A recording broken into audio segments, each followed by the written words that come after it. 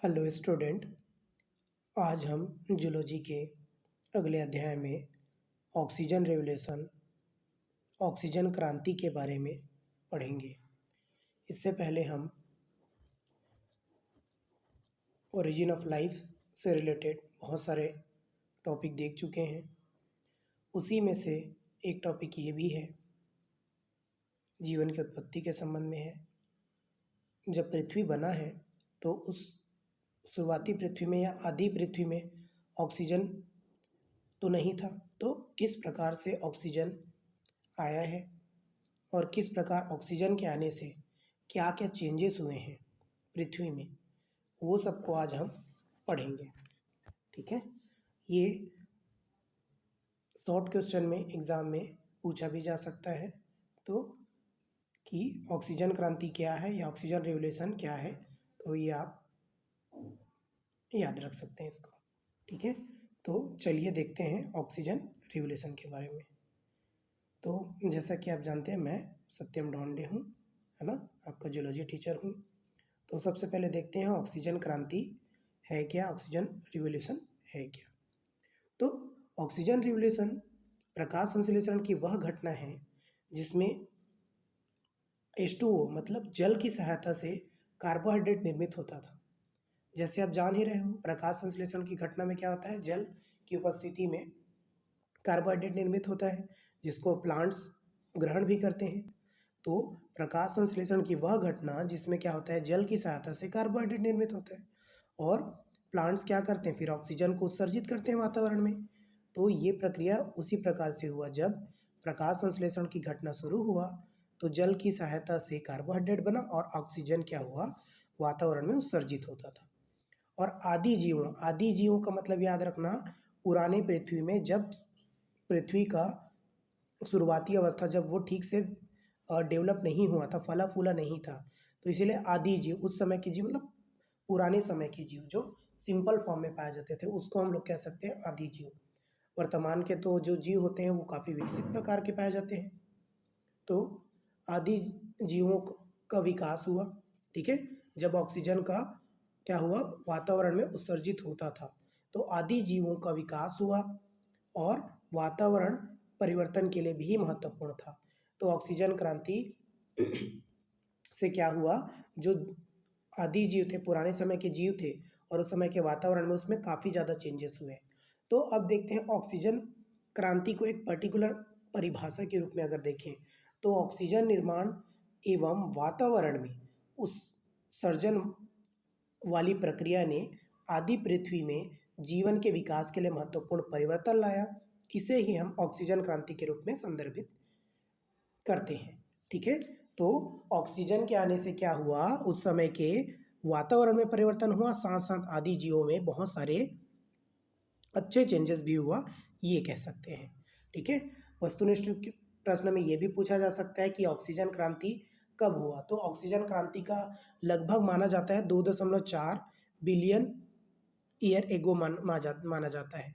ठीक है ना, याद रखना इस चीज़ को। लेकिन ऑक्सीजन की काफ़ी सूक्ष्म उपलब्धता ये 3.8 बिलियन ईयर एगो, बिलियन साल पहले कह सकते हैं, उपलब्धता शुरू हो गया था। लेकिन अच्छे से ऑक्सीजन की उपलब्धता अगर कहें तो वो 2.4 बिलियन ईयर एगो था। तो उसको याद रखना है आपको। ऑक्सीजन क्रांति का सूक्ष्म उपलब्धता 3.8 में हुआ, जिसकी वजह से वातावरण में चेंजेस होते गए और जीवों के विकास की संभावनाएं बढ़ने लग गई। ठीक है, तो याद रखना है, ऑक्सीजन के आने से पृथ्वी में बहुत सारे चेंजेस हुए, वातावरण में बहुत सारे चेंजेस हुए और जीवों का विकास भी हुआ। ठीक है, अब देखते हैं ऑक्सीजन निर्माण हुआ। अब ऑक्सीजन निर्माण एवं वातावरण में जो उत्सर्जन हुआ, इसके वजह से क्या क्या चेंजेस हुए, तो इसके परिवर्तन से क्या हुआ, जीवों में विकास हुआ। ठीक है, तो इसी को ही हम ऑक्सीजन क्रांति बोल रहे हैं। और उसमें क्या क्या चेंजेस हुआ, अगर ऑक्सीजन बना, जब ऑक्सीजन बना और वातावरण में फैला, तो पहला क्या क्या चेंजेस हुआ उसको अगर देखें तो ऑक्सीजन जैसे ही वातावरण में उत्सर्जित हुआ या आया तो रासायनिक विकास की संभावना पूरी तरीके से समाप्त कर दिया। इससे पहले जीवों का विकास कैसे होता था, रासायनिक विकास, कीमो ऑटोट्रॉप्स थे या हेट्रोट्रॉप्स थे। ठीक है ना, तो रसायन का यूज़ करते थे। लेकिन जैसे ही ऑक्सीजन में क्या हुआ, वातावरण की विमुक्ति हुआ, मतलब ऑक्सीजन वातावरण विमुक्त हुआ, विमुक्त लिखना है ना, विमुक्त हुआ, तो रासायनिक विकास की संभावनाएं समाप्त हो गया पूरे तरीके से, क्योंकि वातावरण में क्योंकि वातावरण में ऑक्सीजन मुक्ति के कारण वातावरण का जो माध्यम था वो रिड्यूसिंग के जगह क्या हुआ, अवकारक के जगह वो ऑक्सीकारक हो गया, मतलब ऑक्सीडाइजिंग हो गया। तो पहला क्या चेंजेस हुआ, जैसे ही वातावरण में ऑक्सीजन आया, उसके बाद वातावरण जो था वो रिड्यूसिंग के जगह ऑक्सीडाइजिंग हो गया। ठीक है, उसके बाद क्या हुआ, ऑक्सीजन के लगातार संयोग से क्या हुआ, पृथ्वी के लगभग 15 मील ऊपर, ठीक है, 15 मील ऊपर कह सकते हैं, ऑक्सीजन अणुओं के संयोग से ओजोन परत बना। ठीक है, जिसको हम एक तरीके से प्रतिरक्षात्मक ओजोन परत भी कहते हैं। क्यों, ऐसा क्यों कहते हैं, क्योंकि सूर्य के द्वारा जो हानिकारक किरणें आती हैं, ठीक है, जो पराबैंगनी किरणें आती हैं, यूवी रेज आती हैं, वो ओजोन परत क्या हुआ, रोक दिया। और इसी जब यही ओजोन परत जब निर्माण हुआ, तो उसी की वजह से क्या हुआ, जो जीव जल में थे, पहले जल में ही हुआ है, जान रहे हो, जैसे ओपिनियन हल्डा ने बताया था, तो जीव जो जल में थे वो जल से क्या हो, भूमि में आने लगे और स्थलीय जीवों के रूप में विकसित होने का मार्ग प्रशस्त हुआ। ऐसा कि क्यों हुआ, क्योंकि अगर ओजोन परत का निर्माण नहीं हुआ रहता तो जो भूमि पर रहने वाले जीव हैं उसमें क्या होता, पराबैंगनी किरणों की वजह से उसके स्किन कह सकते हैं और अन्य प्रकार की ग्रोथ नहीं हो पाता है। ठीक है, तो इसीलिए जब ओजोन परत बना, जो प्रतिरक्षात्मक परत के रूप में हुआ, तो जल से जीव निकल करके भूमि पर आने लगे, तो इस तरीके से जीवों का विकास भी हो रहा है। ठीक है, उसके बाद क्या हुआ, उस समय जो आदि वातावरण में मीथेन और ऑक्सीजन, मीथेन को ऑक्सीजन ने जल और कार्बन डाइऑक्साइड में विघटित कर दिया। ठीक है, क्या हुआ, वातावरण में जो स्थित मीथेन को क्या ऑक्सीजन ने जल और कार्बन डाइऑक्साइड में विघटित कर दिया, जिससे क्या हुआ, कार्बन डाइऑक्साइड प्रकाश संश्लेषण क्रिया के लिए वातावरण उपलब्ध हो गया। ठीक है ना, वातावरण में उपलब्ध हो गया कार्बन डाइऑक्साइड प्रकाश संश्लेषण की क्रिया के लिए वातावरण में उपलब्ध हो गया और प्रकाश संश्लेषण हुआ, कार्बोहाइड्रेट बना और ऑक्सीजन मुक्त हुआ। तो ये चेंजेस हुआ था, समझ रहे हो। उसके बाद क्या हुआ, ऑक्सीजन ने अमोनिया तथा हाइड्रोजन साइनाइड जैसे यौगिकों को भी क्या किया, नाइट्रोजन और कार्बन डाइऑक्साइड में विघटित कर दिया। पहले तो क्या किया, मीथेन को ऑक्सीजन ने क्या, जल और कार्बन डाइऑक्साइड में, और उसके बाद ऑक्सीजन ने अमोनिया और हाइड्रोजन साइनाइड जैसे यौगिकों को कार्बन डाइऑक्साइड और नाइट्रोजन में विघटित कर दिया। देख लो यहाँ पे मैं इस तरीके से रासायनिक प्रक्रिया को बताया हूँ। ऑक्सीजन मिले तो ऑक्सीजन के 3 अणु मिलते हैं तो ओजोन बनता है, जान रहे हो। ठीक है, वैसे ही क्या हुआ, यहाँ पे नाइट्रोजन का भी निर्माण हुआ और लास्ट वाला तीसरा वाला रिएक्शन अगर देखोगे तो उसमें कार्बन डाइऑक्साइड का निर्माण हुआ। तो इस तरीके से ऑक्सीजन की उपस्थिति की वजह से क्या हुआ, अलग अलग प्रकार की प्रक्रियाएं होती चली, रिएक्शन हुआ जिसमें वातावरण बदलते गया और जीवों का विकास संभव हो सका। तो इस तरीके से हम लोग कह सकते हैं कि ऑक्सीजन क्रांति की वजह से क्या हुआ,